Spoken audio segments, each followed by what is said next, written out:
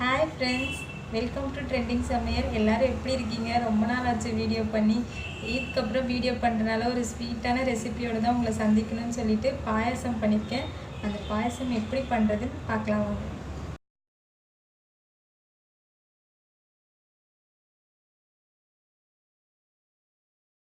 இப்போ நம்ம பாயாசம் செய்கிறதுக்கு கடாயில் 3 ஸ்பூன் நெய் விட்டுட்டு முந்திரி பாதாம் திராட்சை மூணுத்தையும் ரோஸ்ட் பண்ணிக்க போகிறேன்.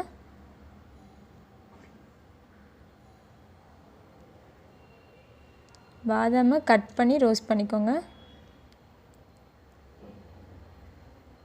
அப்புறம் திராட்சை மூணுத்தையும் மிக்ஸ் பண்ணி ரோஸ்ட் பண்ணி எடுத்துக்கிட்டேன்.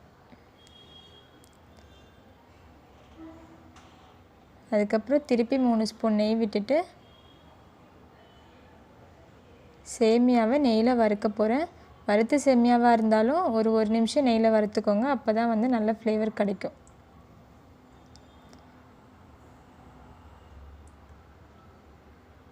நல்லா இந்த மாதிரி கோல்டன் கலரில் வறுத்துக்கோங்க. அதுக்கப்புறமா கொஞ்சமாக பிஸ்தா பாதாம் முந்திரி 3 நட்ஸ் நான் எடுத்திருக்கேன்.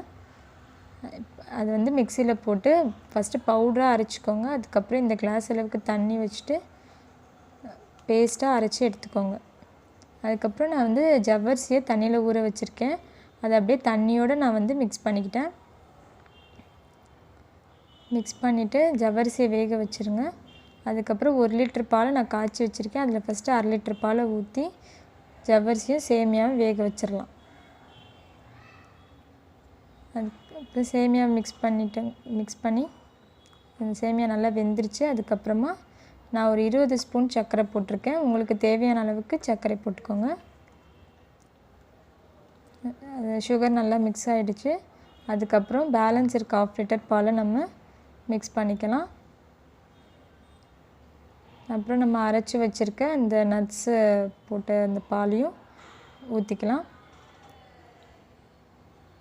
அப்புறம் நம்ம ட்ரை ரோஸ்ட் பண்ணி வச்சுருக்கோம்ல அந்த நட்ஸையும் போட்டு மிக்ஸ் பண்ணிக்கிட்டேன்.